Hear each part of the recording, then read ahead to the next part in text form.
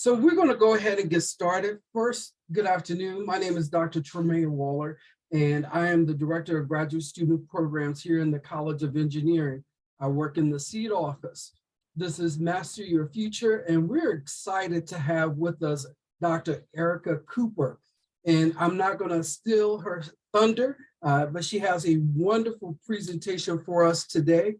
I just want to let you know that we are recording this session so that we can archive it on our website, as well as for those that couldn't attend today, we can follow up with them. Erica will be presenting to us for about 20 to 25 minutes, and then we will engage in conversation. So think about your questions and the things that you would like to ask her, and she would definitely give us more time to engage with her. Erica, the floor is yours. Thank you, Dr. Waller. I am just going to pull up my presentation.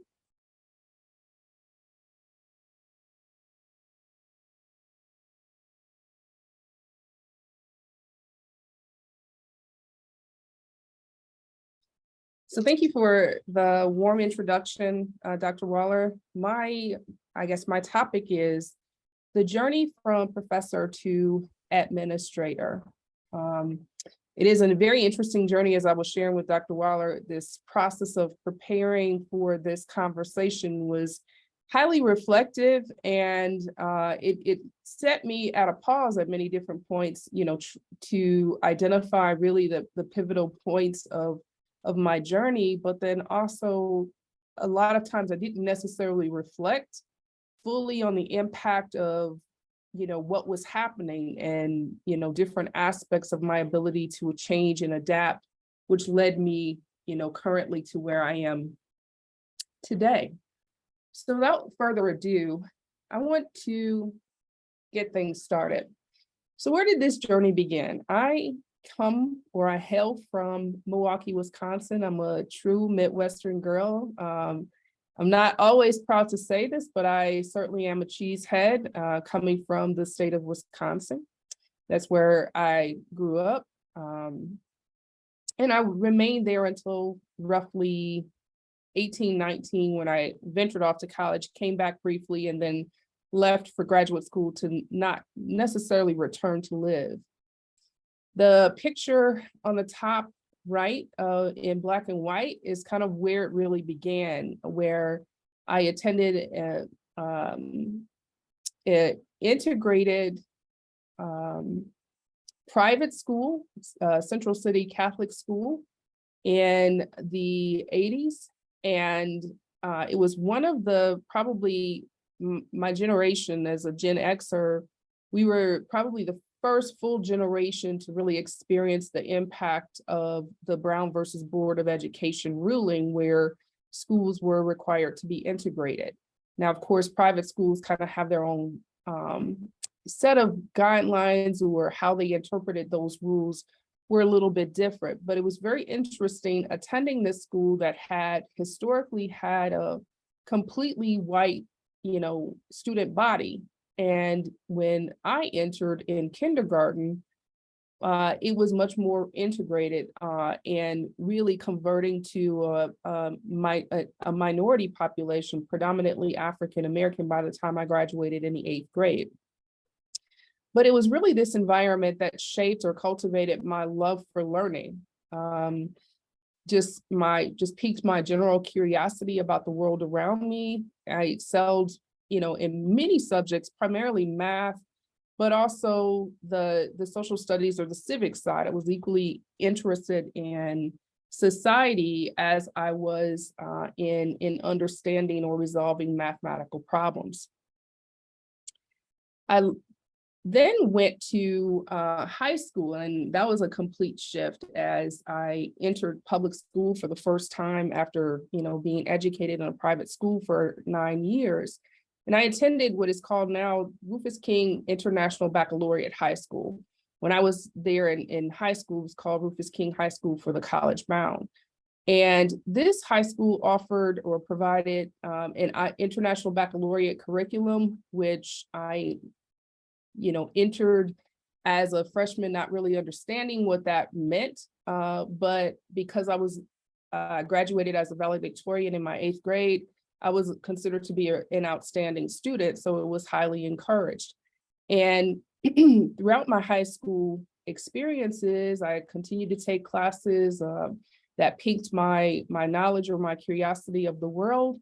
And my high school was very much integrated. We had a lot of students who were bused in from the suburbs, from more affluent areas, as well as, students that lived in the inner city or neighborhood students who all shared kind of this common interest or knowledge or common goal for learning more about the world around them. And really my high school education, I would say, probably set firmly the foundation for where I am today.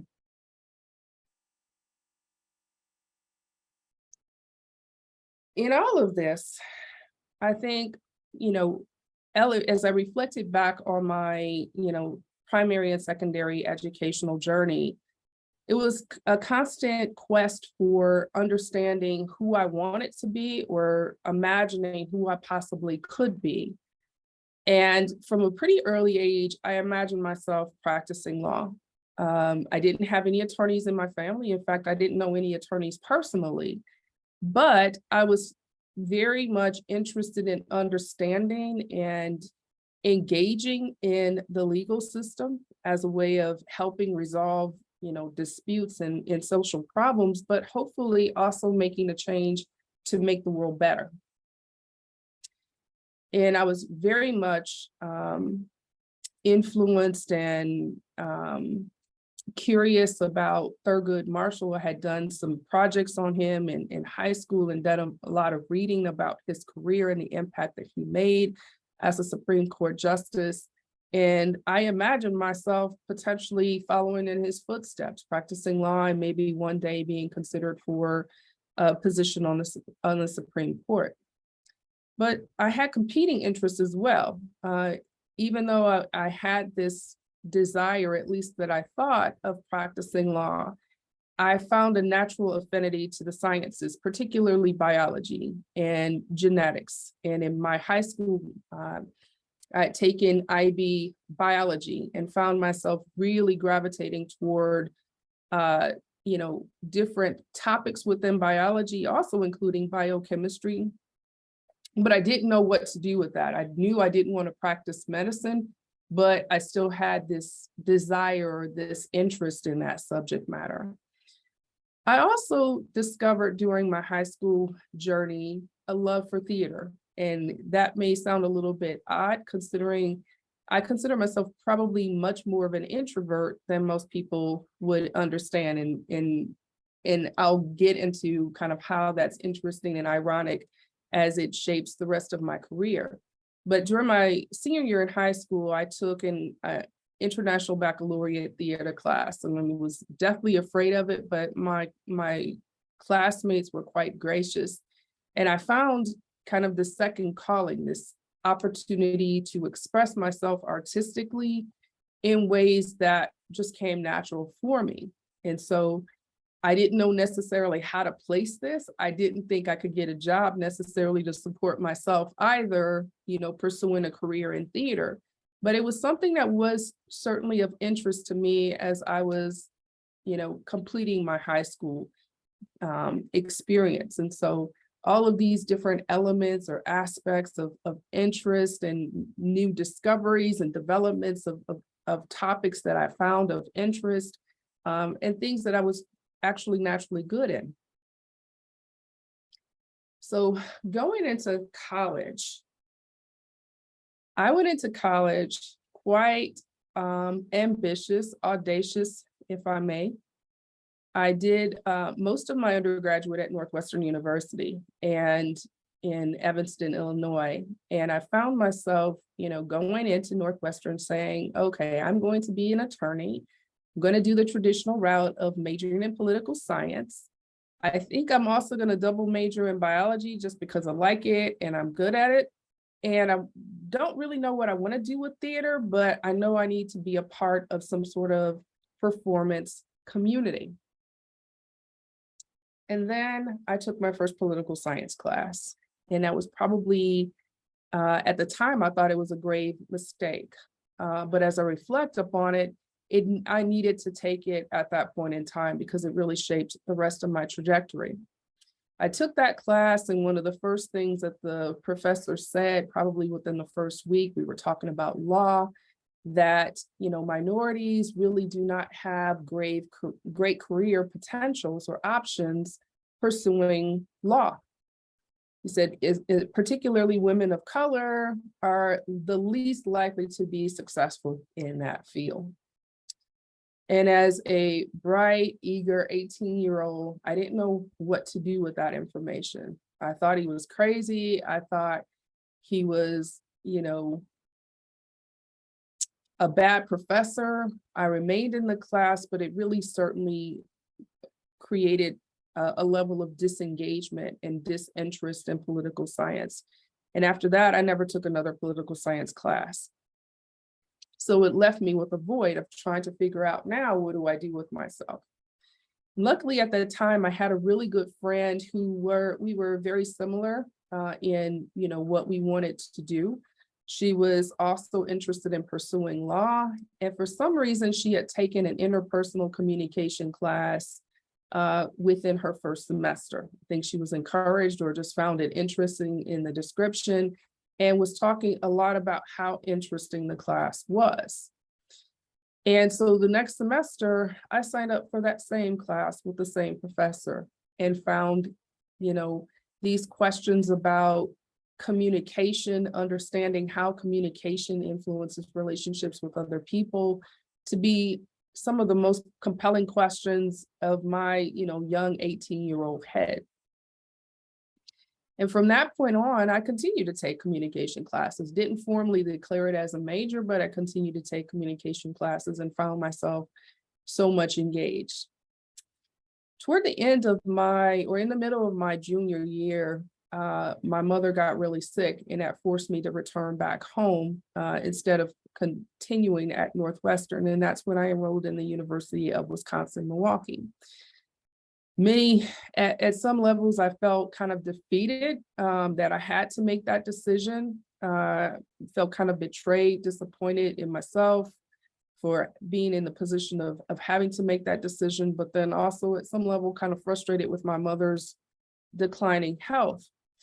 But it had such a significant impact on what happens next. And so I enrolled to finish my senior year at the University of Wisconsin-Milwaukee.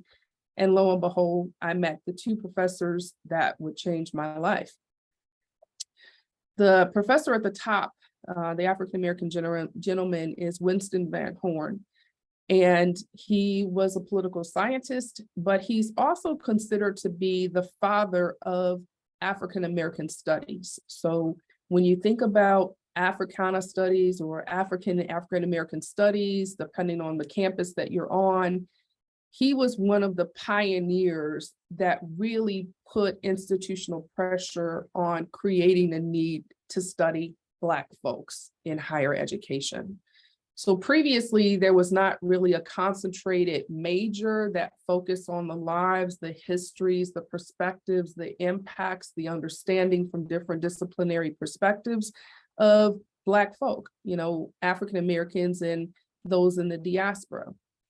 And Dr. Van Horn was one of the pioneers that really put together the logistics and made the argument and made the arguments for why this was a legitimate discipline and why these questions needed to be answered and studied at, the level of higher education. At the time, I didn't realize what I was walking into. I was walking into a department headed by a pioneer. The second gentleman at the very bottom is Dr. Barry Brummett, and he was one of my first communication professors at the University of Wisconsin-Milwaukee. Still is a really good friend. He just retired from the University of Texas at Austin after almost a 20-year career there, serving as the chair or the head of that department, which is considered to be one of the best in the nation. But at the same time, he is probably one of the most critical researchers, prolific researchers in persuasion or persuasive communication, which is my specific area of communication that I study.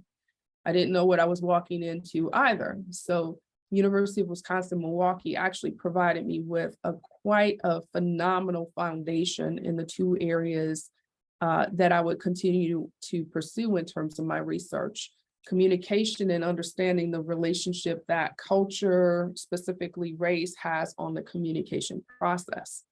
Didn't imagine that, this institution didn't have the big reputation or the big high rankings as Northwestern, but perhaps provided me with some of the most impactful classes that I had ever taken as a student anywhere. It was also during that time where I had some decisions to make as a student. So as I got closer to graduating, it was now the time to imagine law school. But during one of my last classes with Dr. Brummett, and I was also taking a class that was called Psychological Effects of Racism. I was taking a class that focused on Egyptology. So I was learning to read hieroglyphs, which none of these classes were even offered at Northwestern. So it was providing me with experiences and topics that I had never even imagined studying as a student. I had to make some decisions, and I was in Dr. Brummett's class working on a project that was connecting my Africana Studies classes to my communication classes. And he said, you know what, this project cannot be finished while you were an undergraduate. It's just too significant what the work that you're doing. You should consider going to graduate school and continuing this as your master's thesis. What? Are you serious? Master's thesis, graduate school? No, that's not in my plans. I don't know what you're talking about. No, I'm supposed to be a lawyer. I'm supposed to be applying to law school. And in addition to him, I had every single professor in communication come to me and ask me to consider extending my tenure at the University of Wisconsin by studying or completing a master's in communication in that program. Once again, at the time, I didn't understand the significance of that question, nor did I understand the space that I was in. That program, it's now a doctoral granting program, but at the time it was only it granted undergraduate and master's degrees, but it was ranked #1 in the nation at the master's level. And so I had no idea the significance of the professors that I was studying under, the reputations that they had in their respective areas of communication, and the fact that these big names, found me as a student to be worthy of continuing on at a higher level. So it gave me the confidence to consider, a different alternative to what I imagined. And Dr. Brummett, came to me and he said, you want to change the world, right? How do you want to change the world? Do you want to impact the way in which people think so that before they act, you have planted seeds for them to guide them to make better decisions? Or do you want to impact the world after those decisions are made as an attorney? And I sat and reflected on that question, and I still think about that question from time to time. And I chose the former. Helping people to think differently, to think better, to be better communicators so that we can live in a better world at the end of the day. And so I decided to pursue a master's in communication, but I promised myself if it didn't work out well, I said, it's only a year and a half. If it doesn't work out well, I'm still going to keep the law school on the books. And I also had developed during my time at the University of Wisconsin-Milwaukee an interest in economics.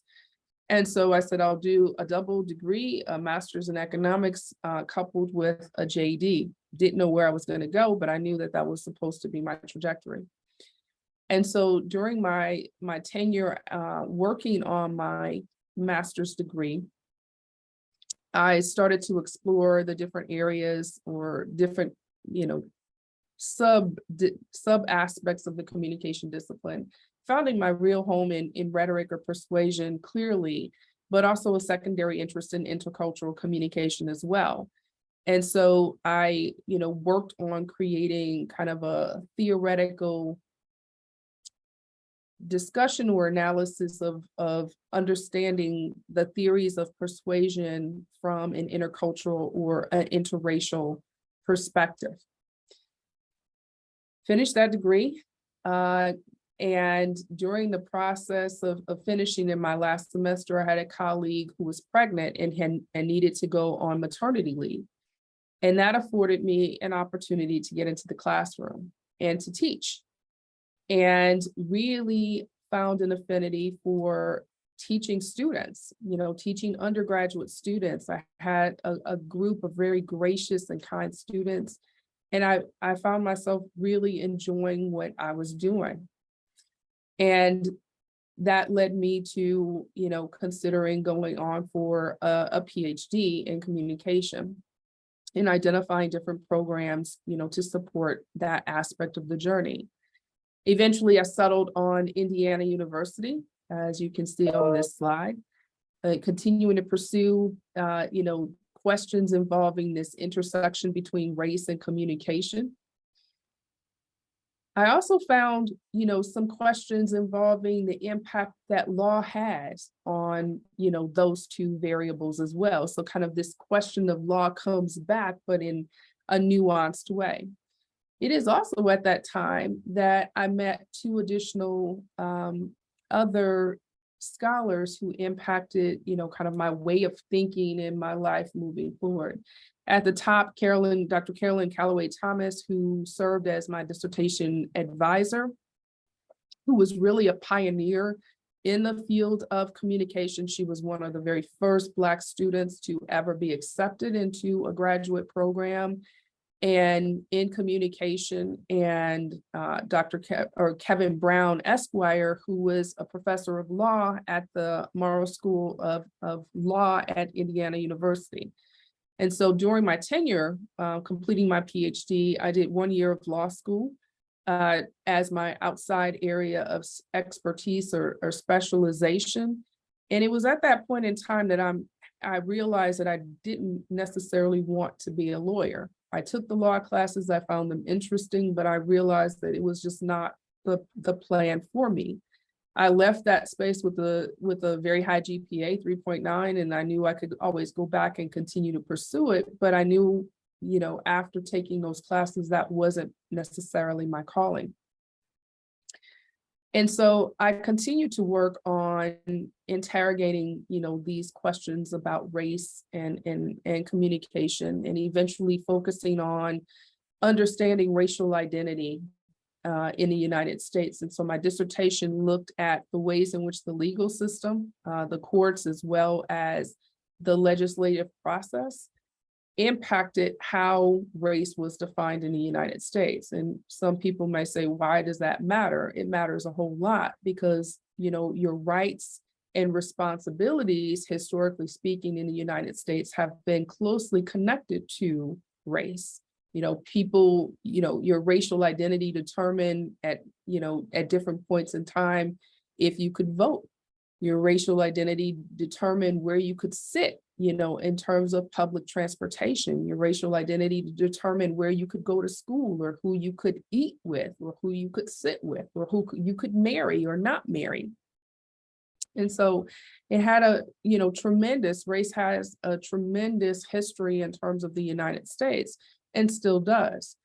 And I found, these questions about, the sources of influence from a legal standpoint really compelling, especially when you see the inconsistencies over time in the ways in which the legal system has attempted to grapple or understand or define, what classifies one particular racial group when compared to the next.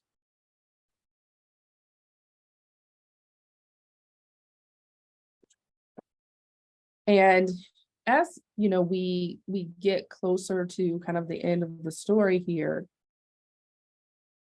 once I finished, as I continue to work through my PhD and working also as a GA and getting more teaching under my belt, I realized that my calling was in the classroom and in higher education. And that's when I began looking for positions as a professor. And my first full-time, I consider it to be my real job, was at Roanoke College in 2004. I was hired to create a communication department, and here I am, I hadn't even finished my dissertation yet. I was still working on it when I accepted the position, but I found it to be a challenge that I was willing to take, even though none of this was supposed to happen in the way in which I imagined it in my early stages. And I accepted the opportunity with grace, finished my dissertation, although it was very challenging. I would not recommend that people go out ABD into the workforce, starting positions as a professor without having their dissertations done. But I was able to do both successfully and even acquiring tenure in the process. And so I was a professor of communication for 14 years at Roanoke College. And I was able to also, during that period of time, help develop a communication major, which was and still is, I believe, one of the top 5 sought after majors on that campus. And just when you thought you had figured things out, something unexpected happens. And so in 2018, my husband is also a Virginia Tech graduate, and he finished a PhD in business in 2018. And he couldn't necessarily go and work for Roanoke College because the college is small. We already had someone who was doing the work that he was doing, so there was no opportunity for him. He couldn't stay at Virginia Tech because he had just graduated. And so we found ourselves having to kind of think about the next steps. And so that resulted in me having to start over. So he got a job somewhere else, and that pulled me away from Roanoke College to start over in a new space. When I got pulled out of Roanoke College, it came with some complications where I wasn't necessarily able to kind of pick up where I left off as a professor of communication with tenure. It was almost as though I had to start all the way over. It was during that time that I recognized the limitations of the situation, but tried to make the best out of a very challenging space. And I took on some additional responsibilities. Ironically enough, I agreed to co-direct the African American Studies Department.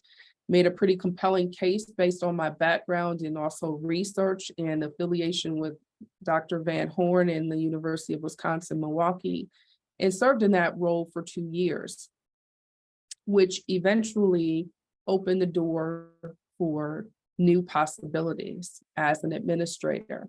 I recognized during my experience working as a co-director of that program that faculty of color in particular face a lot of challenges, and they need support to help them navigate the space, especially those in early career.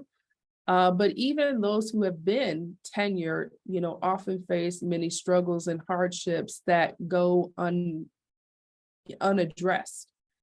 And that led me to an opportunity here now at Virginia Tech to serve as the assistant provost for faculty diversity or faculty initiatives. And in that role, I work very heavily or closely with academic affairs to identify strategies to help recruit the best possible talent, and that includes faculty who are diverse, making sure that the process and the policies are fair and inclusive and equitable to all. But then also recognizing that retention of faculty is not simple. It does often involve, recognizing the cultural affiliations of members and how culture influences the ways in which those faculty experience Virginia Tech or any college environment for that matter. And so it is, identifying resources of support to help, all faculty be successful within their spaces while at Virginia Tech. And so I'm really happy about this new role. I think the ability, my time serving as a professor is a great asset because I understand that what that life involves, but then also serving as as one of the few professors, who are diverse. I was the first African-American woman tenured at, Roanoke College. In fact, they've not replaced me since, 2018 when I left. And so it came with, some unusual challenges during my tenure there. And being able to utilize those experiences collectively, I think really have served as an asset for me in this current role. And so I want to leave you with a couple of quotes that I consider to be lessons to be learned. And they all deal with accepting or embracing, the unexpected or change. All changes, even the most longed for, have their melancholy, for what we leave behind us is a part of ourselves. We must die to one life before we can enter another.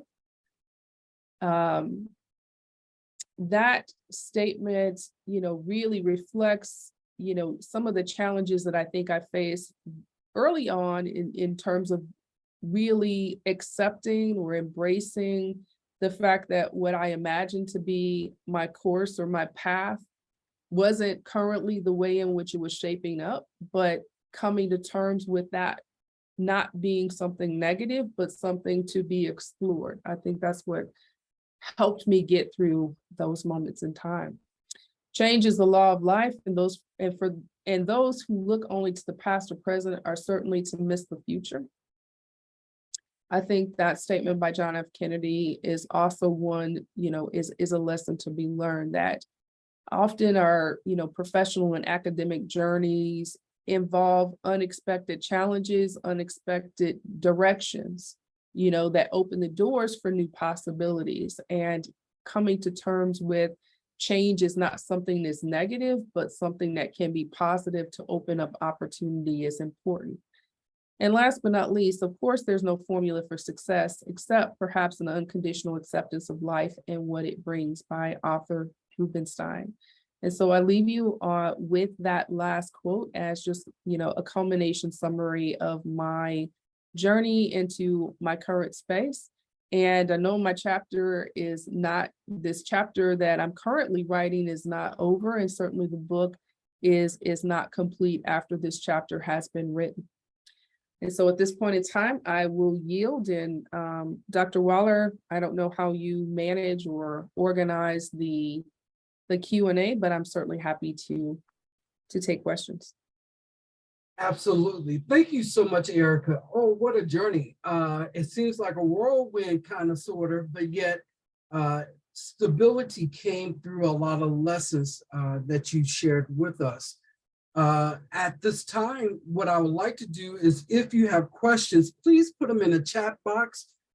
We can definitely share those questions with Erica, and she can find a response to that. If not, I got a lot of questions for you, Erica. Sure. I see Emily has a question. She put a question in the chat. She asked me, what did I find most helpful when trying to figure out what I wanted to do? And how did I narrow many different interests in looking for specific jobs? So the answer to the first question, what did I find most helpful? I think especially leaving my comfort zone, right? When I left Roanoke College, that was my comfort zone. Even though I wasn't necessarily fully happy, it was my comfort zone. And I had to get comfortable with being uncomfortable. I think that was probably, trying to separate the emotional side from logic was probably the most helpful, slowing down and trying to think about the, what is this situation in its totality, without allowing, my emotional side to kind of cloud my judgment. I also, sat down with a lot of different people and asked for advice. One of the things that I didn't talk a lot about was mentoring. Of certainly those individuals that I pointed out, were critical mentors in shaping my, my mind and my quest in the questions that I asked. But there are also individuals that serve, in other ways that are a part of my mentoring configuration, and really being able to identify individuals who can offer sound advice because of the positions that they're in. They're going to keep you on track. And in terms of, you can trust that they're not going to steer you poorly. If they don't know the answer, they'll find the answers for you. Or, make recommendations about other people who could be great resources, for you to consider. You got a lot of questions coming in, Erica. One question is from Joseph. What are some of those unusual challenges for getting tenure? I would say one of the challenges, so the tenure process, even though it may seem straightforward, is not. It can change in the midst of your tenure journey. So, and that actually happened to us, where we had changed the tenure, the faculty voted to change the tenure requirements probably halfway through my process.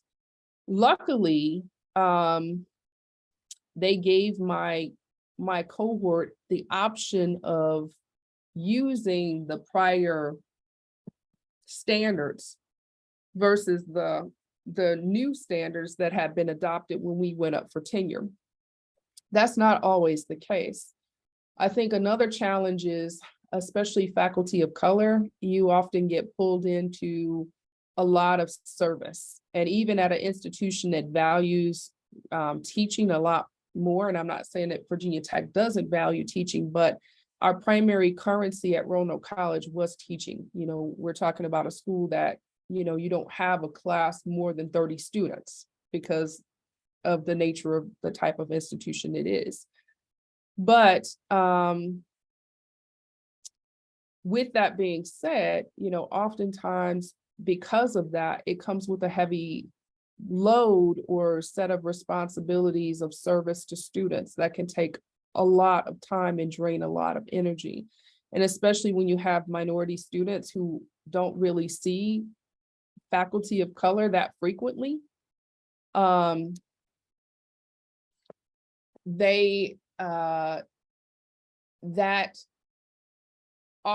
often called in different directions. You're pulled in different directions where people want to sit in your office and talk to you a lot, just to pick your brain, or they just need the energy that you bring because it's important for them to see the possibilities that this is, they could strive to achieve where you are, but they've not really had a person to guide them or a person to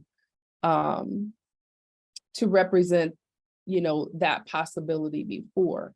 And so I think that there are a lot of responsibilities and expectations that often faculty of color in particular carry with them that can sometimes interfere with their process of doing the things that are required for tenure. I think we have an obligation to our students, especially students of color, to serve them. And sometimes that's, often at the expense of our own well-being.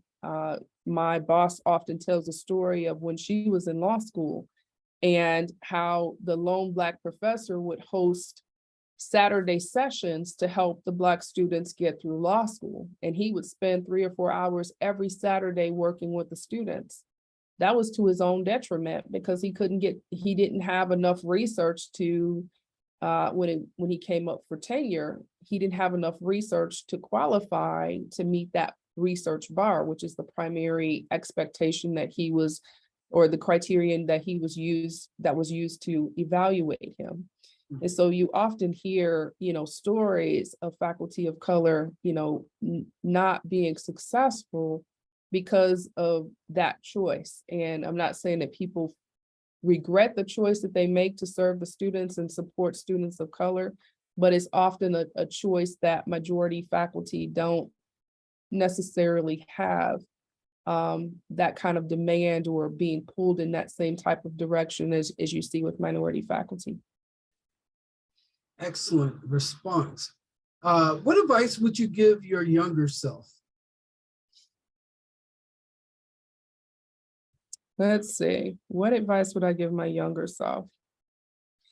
I think the advice I would give my younger self is that I didn't come to terms with with understanding that college was about possibility until I had finished graduate school.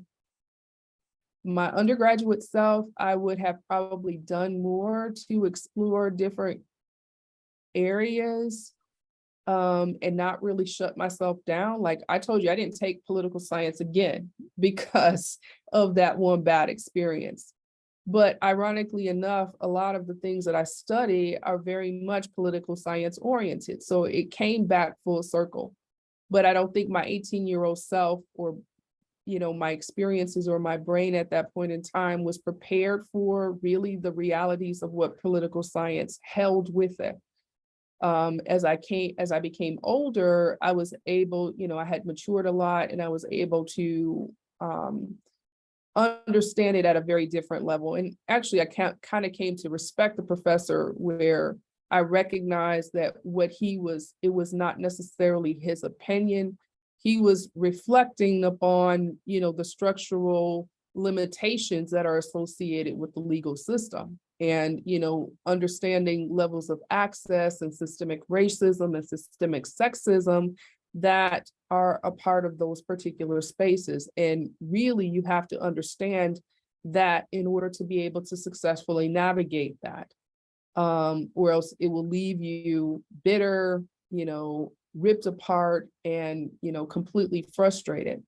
And so I think it would be, to be more reflexive and to understand that there are some things that I won't understand at this point in time, but if I'm patient, the answers will eventually reveal themselves.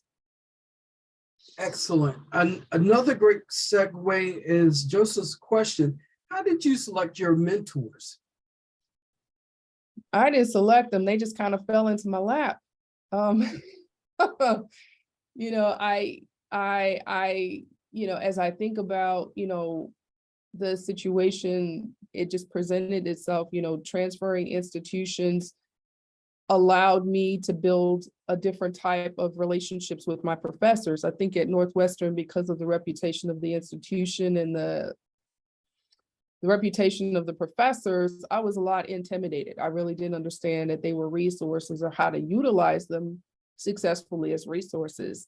I think, the Africana Studies professors at the University of Wisconsin-Milwaukee understood because they were the ones that were pioneering. They understood the importance of this information and the impact that it would have on knowledge in general, but also that these stories needed to be told from political standpoints, economic standpoints, historical standpoints as well. And so the way in which they interacted with us as students was very different from our majority, professors.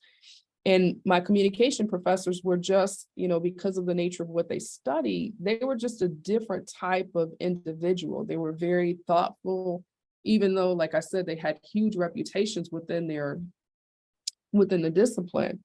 They were really student focused and centered. And so I didn't have to do a lot, but accept, them for what they were and utilizing them as resources. And the more I came to terms with understanding them as a resource, I think that's where it strengthened the relationship and I got more from it. I think a lot of students just see their professors as, maybe information providers or graders, but they don't think about the possibilities of what could emerge, from building that relationship with those individuals.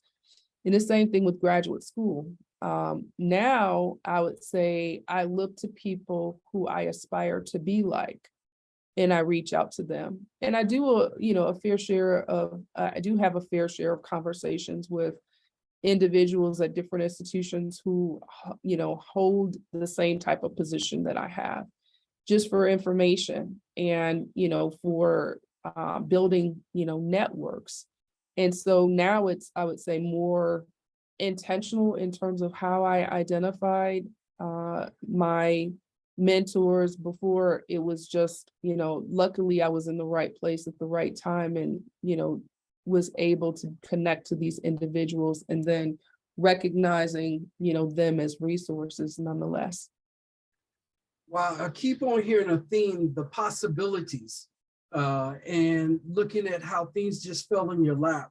Uh, I see a statement here. Thank you for sharing your story. This was inspirational. Currently, I find myself between industry versus academia. Thanks for sharing your perspective on narrowing down many interests to look for a position. And the next question that's here is, what aspects of the past experiences have been helpful in making strides towards retaining diverse faculty? Wanting to go into academia myself, it would be nice to know how to identify these traits in a university.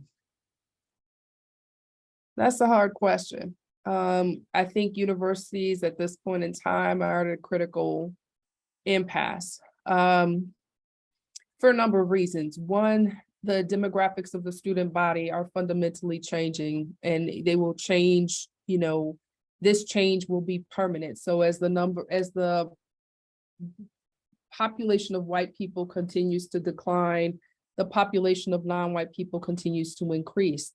And so this is putting some stress on institutions of higher education in general, right? So the student body is increasingly more diverse. And with that, all the research shows the importance of representation for, students. Students do better and are motivated by when they see people that look like them, right? That they're exposed to. There's also a lot of research that shows that, having diverse faculty in particular provides diverse perspectives, which really enhance learning. It provides a much more rich learning environment. And so, I think there's a lot of evidence that's just too critical to ignore. And so for that reason, there's an impetus to diversify faculty, but that's a lot easier said than done. There's still not, even though all institutions across the board would like to increase their faculty diversity, there's a somewhat of a disconnect because there are not the same numbers of diverse, students who are considering lives in higher education, right? So getting more people excited, getting more diverse candidates excited about the possibilities of higher education. For my story, I never considered higher education, never considered teaching until I was in my master's program, finishing my master's program. It was never a possibility. I didn't have any mentors or anyone advise me when I was, younger, that was a particular option. I didn't really understand how any of that process happened. And, although I made it successfully to the other side of the process, it wasn't always straightforward. And sometimes I hit a lot of, bumps unnecessarily because I didn't have the infrastructure to make that happen. So I do think that there is a heavy demand and interest, to want to support. But it also comes back to having a critical mass of diverse students who are willing to consider higher education as a career. And so universities are, trying to provide resources or identify or do a better job of encouraging students writ large who display talent in, their respective disciplines, whether you're white or Hispanic or Black or Asian, encouraging them to also consider, pursuing advanced degrees. But there are also programs, that help individuals who are transitioning from postdocs or from graduate programs into faculty roles make that transition a little bit easier. And so I lead currently the Future Faculty Program here at Virginia Tech. And through that program, which is actually in a couple of weeks, we recruit, we work with the colleges to recruit talent. And, it provides a day of professional development workshops. So we offer conversations on how to negotiate your faculty contract, which I never had. It was just like, you can negotiate. No one tells you that, right? Until it's like too late. And once you sign the, like, all of the opportunity goes out of the window. So now I know better, right? I'm supposed to negotiate. So negotiate minimally my salary, but anything else. We also talk about, how to be successful, what are some of the key metrics of success, as you make it into that faculty space. And then we have a workshop that focuses on how to interview, how to complete a successful interview and do a successful research presentation. We have a workshop that focuses on how to secure early career funding this year, because, as a research intensive institution, especially in STEM areas, research funding in the form of grants is critical to your success. I mean, most cases you can't do your research without the additional funding. And second of all, it is probably one of the most important metrics that the colleges use to determine who gets tenure and who doesn't. And then we have one that focuses on, no, I think that's it for this year. And so it provides the fellows an opportunity to get to know something about Virginia Tech, but then we also provide a service back in return. So whether you choose Virginia Tech, to work, or you're recruited by Virginia Tech more intentionally, we've at least provided you with information that will help you successfully navigate your next steps as a faculty member. So I would look for, institutions that are committed to providing that type of resource to graduate students or to, potentially postdocs as well, because it does, present itself as, providing a level of interest or an investment in the individual, that you're providing, giving the service back to the community rather than just taking resources away. Well, we've come to the end, and I don't want to stop. It's been a very good conversation, Erica. I appreciate everything that you've shared, all the nuggets of wisdom. There are a lot of New Horizon graduate scholars in here who's looking at the academia or working in industry. She's a great resource. Please reach out to Erica if she can help in any way. We appreciate you, Erica. We thank you for all that you're doing for Virginia Tech to make it a better, welcoming place. And we look forward to having you again. Thank you, thank you, thank you. And everyone have a great day. Thank you very much. Trey, can you stick on for a second? Yes.